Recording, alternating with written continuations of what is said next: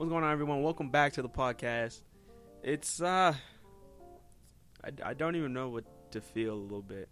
I know, I'd say a little bit. I wouldn't even say depressed. I want to use the term, but I'm disheartened because I remember just this time last week on the show, I was talking about how DMX. I was hoping that he would come out of the overdose that he got hit with. If you've been living under a rock. Legend and rap icon DMX passed away over the weekend, I believe, right? It was Friday, I believe. But I know everybody was making a frenzy about it. I saw all over Twitter the night before, and because it's kind of hard to kind of get thoughts around it. I know it's already been a few days, and judging from what I said last week to now, it's like, damn. Because I know that he was battling with addiction, and I know I didn't really want to put it out there too much because I know I was here by myself last time. So I'll kind of recap what I said on the podcast last week. It was pretty much I was pretty much talking about addiction without trying to deep dive too much into it because but yeah, it's just I remember last week I said I was it was disheartening to hear. But now it's kind of more like heartbreaking, like obviously I didn't know DMX personally, but it just sucks because you see the kind of person he was, especially as he got older. Like, dude, he did a cover to Rudolph, dude. So I know Johnny, you didn't I want to say you weren't the biggest fan of DMX, but you listened to him at least a little bit. Growing up, I know a lot of people, not at least around my age, didn't listen to DMX, but growing up, I listened more when I was growing up. I would say, I remember I said this last week, he did introduce me to gangster rap. And I know I usually before the podcast goes up, I do the frequent rotation post. But it's more, I know I'm still posted, but it's definitely this week is going to be dedicated to DMX, and I could have easily put like Rough Riders anthem. I believe I put Party Up. I know a few weeks back, but I know this week it's going to be Slippin' and what was the other one? Oh jeez, one second. Were we listening to it in the car? Yeah, it was Slippin' and then How's It Going Down. Those two songs, and I want to say this to people who kind of get on people's backs about listening to a rapper or artist or somebody who passed away. It's like when X died or when Juice WRLD died, Pop Smoke, all these people. It's like, oh, I never seen you listen to this person before. Oh, but now you're just getting put onto their music. You're saying rip this person. It's okay to pay respects. But just don't act like you. No. I feel that's when people get it confused. It's when somebody says, "Damn, I wish I really was getting hip to his music and all that," and people want to defend it, like, "Oh man, I'm different than you. I listened to this person before you did, before they died and all that." I'm like, "What the hell does that matter?" They still didn't know who you were either way, dude. No, but like when people kind of get super like, damn, like, but there's always two sides to the story in most cases. When it comes to when it says somebody like DMX, somebody like DMX, let's say that really helped people with his music. Just like say when J. Cole passes away or something, and hopefully that's not for a long time, knock on wood, But say somebody of that stature were to pass on. You're gonna say that, oh, you didn't know J. Cole, but do you think that matters? People related to his music. People relate to his music. I'm not gonna try to talk like he's already dead, but yeah, it's like you relate to his music. You relate to people's music, and that's what gives you that connection. It's like you feel like you know them, But when people, there's a difference. I'll say there's a difference. If you say, oh, I've been listening to that man, rest in peace, man, was a goat, this, that, and the other. Did you even listen to any of his stuff while he was around? Name me 5 songs. Yeah. Name me 5 songs. And no, you can't use Rough Riders. You can't use Where the Hood At. You pretty much can't use any of his top 5 that are on Spotify. But see, that's the thing. It's going to pay your respects. Just like when Nipsey died. The thing with Nipsey, when Nipsey passed away, I just got started listening to him. Maybe a few months, not a few months, because I remember I listened to his debut album. It was Victory Lap. Yeah. And I started listening to him. And I'm like, hey, this dude Nipsey, he's really good.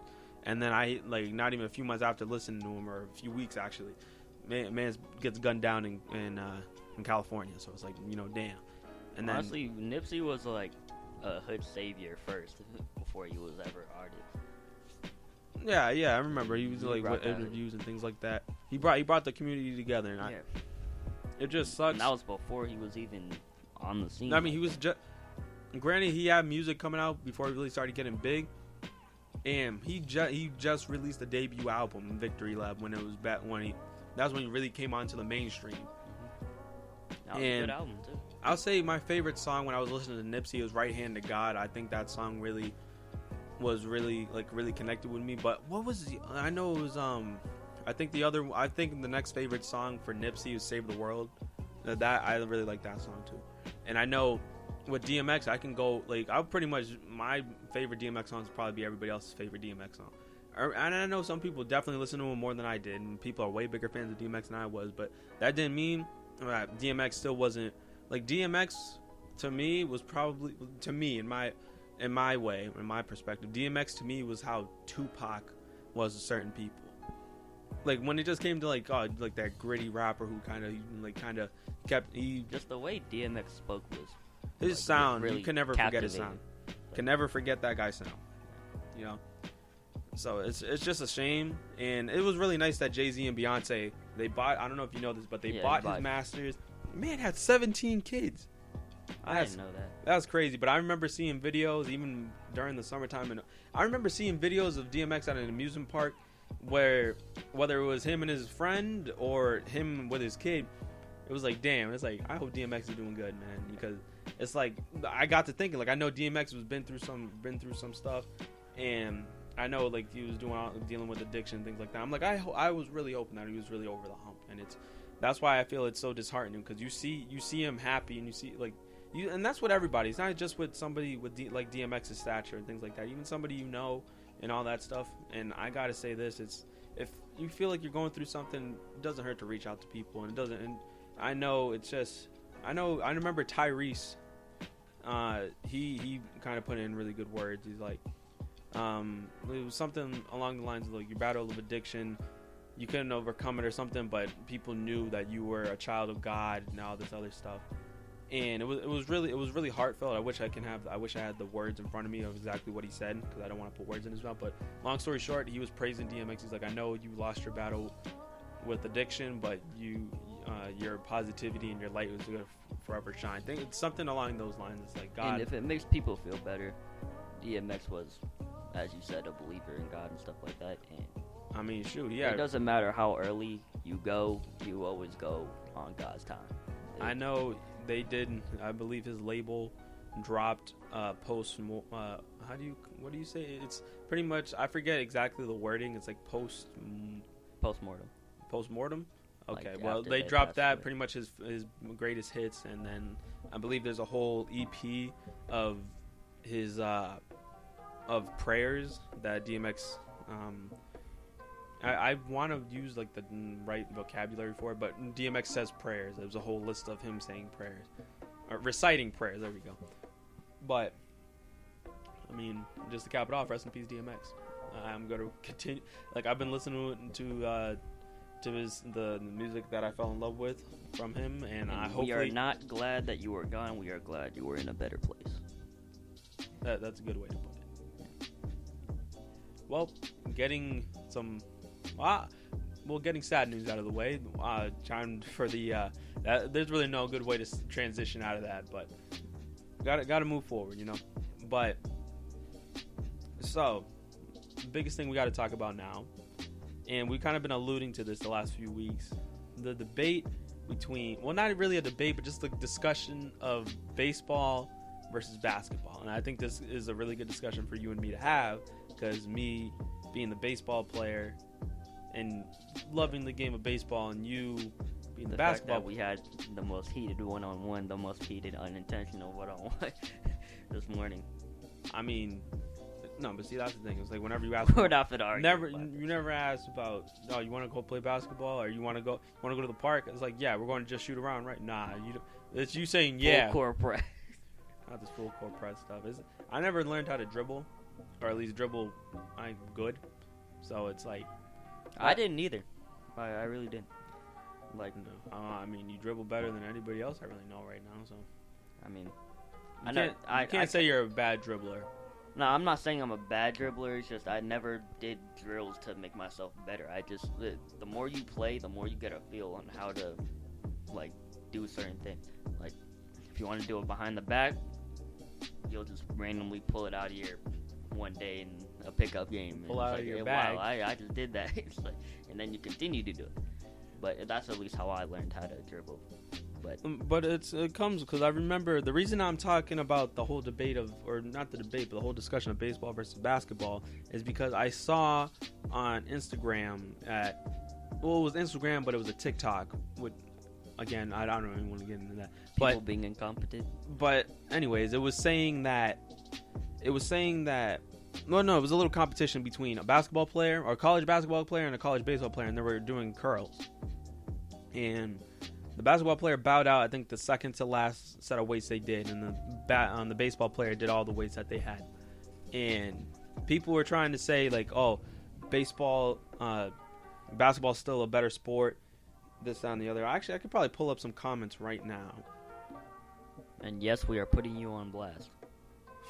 If you left this comment, trust me, we know. Well, I mean, I ain't gonna. We're not gonna give you any free airtime on this. I'm just saying, you'll know if it's your comment. But let us see. All right, hold on. All right, somebody said, "The hell they so strong for it? They should be in a helmet and pads." That's ignorant. Basketball players don't do curls. That's I don't. Is that really true? I don't know. I know you watch a lot more. It's definitely a part of. I know you watch more behind the scenes. Actually, they do plenty of curls. Giannis does curls. Yeah, plenty of players do curls. That's a lot. People were like, imagine if they do football players. Somebody said basketball guys letting us down. Somebody just tried to be realistic and just maybe the guys are just stronger overall. Yeah, people act like it's a general thing. Somebody said, I don't care what you say, baseball is hella boring. And you know what? That's the first comment I want to talk about. Oh. When people say baseball is hella boring, you have to have grown up on it. No. But here's the problem. There's certain, because I see replies here, and there's certain baseball fans that defend the sport, but you defend it the wrong way. There's a better way to go about it than to say, "Oh, your attention span is sorry your attention span's too short to play to watch a game of baseball." Because then you're gonna have more people with some ignorant claims being like, "Oh man, you just." I wouldn't even say it's ignorant. I would say, I mean, you just voice their opinion for them. Like, my attention span is too small for this long game. So. No, because what I'm saying is that it's fine that you don't like my sport, but don't hate on it. I have a problem when people try to make fun of it, trying to act like people don't love the game of baseball the same way people love basketball. The problem is baseball is not doing a very good job at reaching out to the younger demographic and the future generations. There's still going to be kids who love the game of baseball, and I feel like they're trying to take a step in the right direction. I just feel they can always be doing better. I feel they're still kind of behind, but I feel they're at least doing something about it. And it's still going to take time, but going back to people saying baseball is boring, that's fine. That's fine if you think it's boring. I personally don't think it's boring. Somebody used an excuse like I have to use a cell phone when I'm watching the game. You do that. You do that whether you're watching the NBA Finals. I don't care. And my thing is baseball. You have to be patient. It's a game of patience and it's a game of failure. And not everybody. People are so used to seeing high-scoring NBA games, like Damian Lillard going off for 40 points, this, that, and the other. It's like that's fine. You guys can enjoy. At time, I'm not gonna sit here and say that basketball is not more exciting to watch at times than baseball. But I'm just going to say you can't just sit there and be like, oh, baseball is hella boring. It's like if you're not invested in it, why are you watching it in the first place? Yeah. Like, you can say it's hella boring if you want. That's fine. That means you probably weren't going to ever like it in the first place. So, I mean, I just don't like when people try to disrespect the sport I grew up loving so much. Which is fair. You're allowed to be. It's like somebody's like, oh, you can't talk anything about basketball. It's like, I'm pretty sure a lot of people can say something. Like, when people, and there's even more comments being like, I don't care, hitting a baseball is easy. That's ignorant. Yeah. That is ignorant. Not when you got pitchers like, who's a good pitcher? let's say Jacob deGrom. He's probably the best pitcher in baseball. Throwing 104s at you, you're not hitting them. No, but not even dudes hitting 104s, but a professional pitcher. We're going up a good. Even if somebody I don't care who you are. Not Tom Brady. Tom Brady will hit some nukes. But I remember there was a clip of Giannis in the Milwaukee Brewers stadium, and he was pretty much taking batting practice. John Wall couldn't throw the first pitch. People can't the fact that people have no problem playing basketball, but you have a problem throwing a baseball, really? You seen the amount of passes? You see John? 50 Cent with his first pitch, and oh my, Mike Trout, who's the best player in baseball. That he's clear cut. No, I don't think anybody really has. There's really no debate, and that's funny to say because every other sport you kind of argue who's the best player in their sport, but Mike Trout's the best player in baseball. But the man can hit a corner three, and then you got Giannis Antetokounmpo, multiple-time MVP, reigning and defending MVP right now. Couldn't even hit a ball off a tee. And there's obviously some anomalies like LeBron. I remember LeBron used to be playing soft, but Donovan Mitchell too. But see, I appreciate people like Donovan Mitchell because they put respect on the game of baseball. They're not. You can say it's boring all you want, but don't try to disrespect the sport. Being like, oh, that's easy. Anybody can hit a jump shot. And I'm not trying to disrespect like certain games like soccer. You need to be in peak physical condition to play the game, to play professional soccer. You need to be in peak physical condition to play any sport at a high level. Yeah, well, baseball, I would say that it's the fattest of the sports. Yeah. Besides football. But football, like, you guys are supposed to be big. Like, when it comes to football, if you're on the line, you need to be a big dude. But baseball, the better you take care of yourself, the better the better player you can probably become. Granted, because you see guys like Prince Fielder, he was a big boy. Pablo Sandoval, he's a big boy. But like guys like that, So wait, who was the dude who swung in his whole belt? That was Pablo Sandoval. He struck out and his belt. I get him in what's his name? It'll come back to me, but I get him and someone else mixed up. But people trying to disrespect the game of baseball, I was like, that's when I draw the line. Like, you can say that it's boring, you can say this, that, and the other, but don't try to disrespect. Well, the guys are just hitting a ball with a stick. That's literally, you could simplify that with any sport. Oh, they're just kicking the ball into a net. You're just throwing the ball into a hoop. Throwing a ball into a hoop. Like, that's when people try to act like they know more than they do. That's being ignorant. That's the biggest problem. And I'm not a fan of baseball. I would not watch it. It's boring to me, but I'm not going to disrespect it. Like, I didn't grow up on it. I technically did because we're a baseball family, technically. But, it's not, I don't get the same feeling playing it as I would watching it. And I don't get the same feeling I get from basketball. But there is a sense of nostalgia and fun from watching it because me, you, and of course, like Dad, we would all watch it in the living room, and those were good days. You would go off somewhere. Well, all right, those were good days. I'd even say it like this because I know I've been wanting to wait to talk about why I love baseball so much, and I feel like I'm still pushing it back. I'm still waiting for a good day to talk about it. But when it comes to it just does so much for me, and I don't really want to deep dive into it right now because I've been teasing it ever since this podcast has gone up, that I could probably have a whole episode just myself just talking about why I love the game so much. Dear baseball. Yeah, exactly. But if anything, I would probably want to do... No, but I wouldn't want to do Dear Baseball, because I know, didn't Kobe do Dear Basketball? Yeah, that was, and he won an Oscar for that. Yeah. And, but, yeah, it's just... I'm never going to disrespect the game of basketball, but there's times like people saying, "Oh, baseball is boring." Basketball can be boring too. There's too many like between all the big time plays and all that. There's all this quietness and like there's stuff that really isn't going on and all that. And so you can say the same thing about basketball. What about when dudes start missing shots and everything? Or I don't know. Teams can go on when the Houston Rockets miss 27 3-pointers in a row. Imagine being a Houston fan and watching that. It's like, y'all having fun, right? But granted, that's in a playoff game while people are saying, regular season baseball game. That's fine. Granted, baseball probably has the best all-star game because you can't half-ass playing baseball. It's either you give it – I'm not going to say you either give it your best because granted, there's some fat-ass dudes in the game of baseball. But you can't half-ass it because if you half-ass it in a game of failure, if you're half-assing in a game of failure, you're going to fail even more than somebody. Like somebody like Mookie Betts, he just fails less than people, Yep. In basketball, it's about success. Let me put it in perspective, because I know I've talked about this a lot, but Oh, batting you're about to do 300, that. Yep, I heard you. batting 300, you're probably one of the better hitters in baseball. 300 in baseball is 30% in the NBA. If you're hitting 30% of your shots, you don't have a job. Like, But if your batting average is pretty much you put the ball in play 30% of the time, that's like elite. And granted, nobody's gotten up to 40% in baseball terms. You know, long ass what's the time. highest one? I forget who it was. I know Ted Williams was the last person to bat over 400, and Ted Williams has been long retired for damn near like half a century now. So, right, I'm trying to figure out. I want to make sure I have my history right, something like that, because it's been a really long time. I know what you mean. But yeah, it's like don't. I want to keep going through the comments a little bit though. Let's see. I'm basketball. You're but no. All you need in basketball is height. Baseball takes a lot more skill.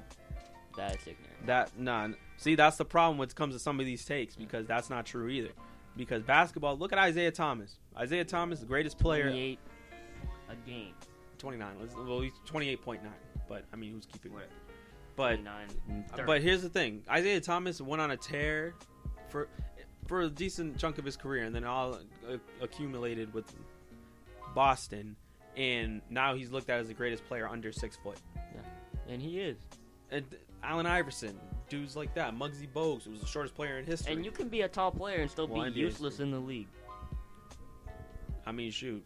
Darko Milicic, guys like that. Look at any, basketball, it will help if you add height, but that doesn't make it the be-all, end-all. You know, so. Height doesn't, you don't gain a jump shot. I can understand when somebody says baseball takes a lot more skill.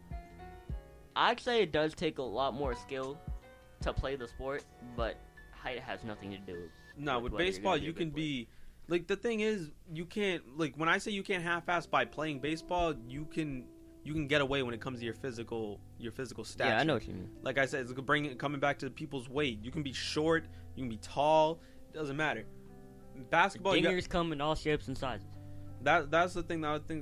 That's what's so great about baseball to me, is that you don't have to be a 6'4", and have 6-pack, ripped, all that to be effective. In fact, look at Babe Ruth. That's not even what it's about. Like, if you're putting the ball in play, let alone home runs don't even matter. No, but if you're putting in the work, I feel it doesn't matter. Well, what were you saying? I'm sorry. No. What I'm saying, look at guys like David-Ortiz. He never had 6-pack abs or anything like that. Look at A-Rod. A-Rod's kind of like an anomaly, just like Ken Griffey Jr. Those dudes, they weren't ripped for their time yet, but then those guys were in peak physical condition. Ken Griffey Jr. was fun to watch. And then you got everything with steroids and all that stuff, and it's I know I've already said my piece about steroids. Yeah. I'm not even gonna deep dive into it, but yeah, when it comes to that whole discussion, just don't be, at least get your research correct. And be considerate of other people. But don't be biased to your own sport either. There's never gonna be a clear-cut answer as to which game takes more skill or whatever. Yeah, because it's people dedicate their lives to honing their craft in either way. It's and people dedicate their lives to talking mess on the internet about these sports. It's you go out and hit a baseball. You go out and hit a jump shot. Those are the same people. You can't throw a baseball. You can't hit a baseball. You can barely catch a damn baseball. People, and the fact that people are so uncoordinated, it's crazy. But even if you're uncoordinated, you can still put a ball in a hoop. But granted, it's that's really what I gotta say about it. It's that's kind of my piece. Don't disrespect the sport if you really don't know anything about it. You can say it's boring all you want. You can say it's slow, all that stuff. That's fine. It's a game of patience. Baseball was never meant to have a clock. And the NBA needs a clock. And then NBA I would never watch the NBA if it had no shot clock or anything like that. But soccer is different. It doesn't have a shot clock, but I mean, it does have a set time though. Yeah, the game's gonna end eventually, just like every time. But baseball is a game of patience. It's a game of failure. Basketball is fun to watch. I love watching basketball, just like I love watching baseball. Yeah, it's a game of patience. So what? It's not the thing I like is that it's not going anywhere. Yeah. But yeah. Yeah, and I like being I guess I can say I'm a hybrid type player. Because I can play baseball. I'd like to say I'm pretty good at it. That you would have something to say about that, but It's been a while. But I grew up on both sports technically, so I have respect for both equally. Like I don't like baseball any more than I like basketball, and so on and so forth. All right. Kind of doing a little roundup. That's usually what we do. Is I just pick stuff off Instagram that I thought was interesting, and yeah, we talk about it. I know today. I don't know if you heard about Miles Bridges. Not Clint. He killed Clint Capella. Wait, do you have the video? I never saw it. I do. He killed him. Look at that. Oh my god. He killed him. And he didn't even look like he tried to jump. But my thing is with Clint Capella, he's a good player. Yeah, he is.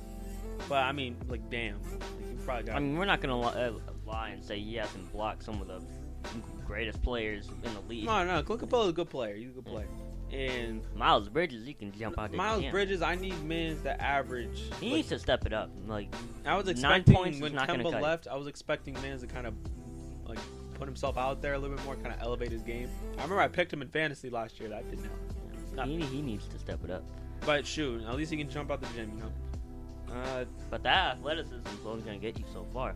Well, speaking of athleticism, I think James Wiseman is probably going to have to kind of wish he had a little bit more of that because he is feared to be out for the season. I believe he... What's up with these rookies, man? I believe he is out for the season now from what it says because he has a torn meniscus. Oh, that's horrible. Pain.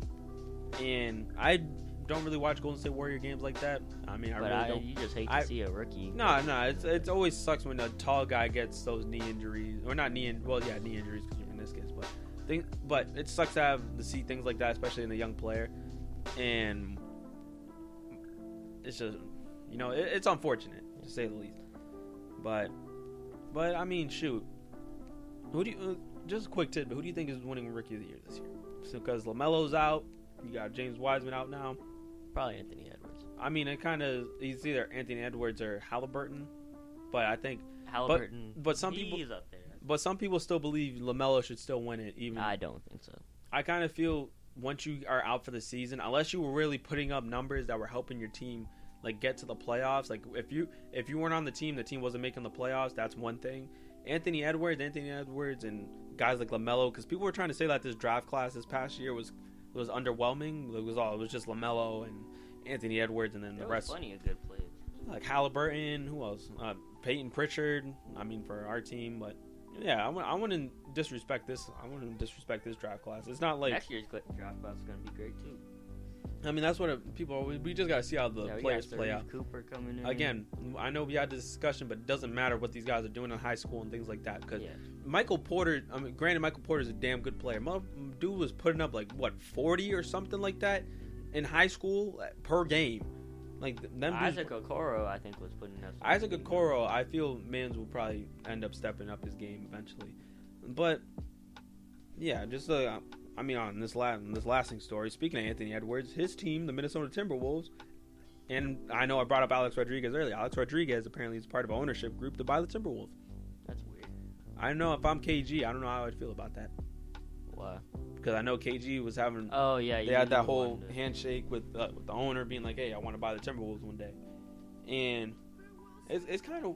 I mean, sure, I don't mind it. It's cool. I mean, hopefully, it kind of puts the Timberwolves in a.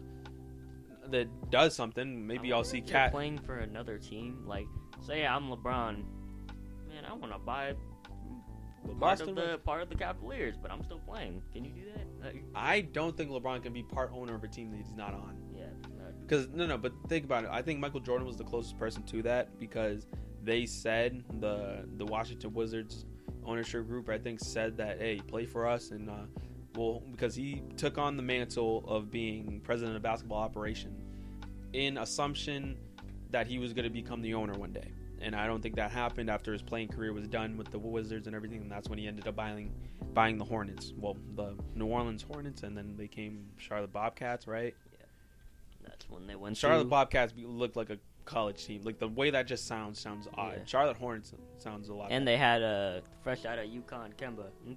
I mean, shoot, and then they went 9-72 or something. horrible. I no, not in 7. No, 9-70. Rudy Gay said it best. 10 This and is everybody's house. What? He was like Bismack Biyombo. I think he's still on the team, right? Yeah. And that's crazy. But I think he went back to the team. Yeah, he went back.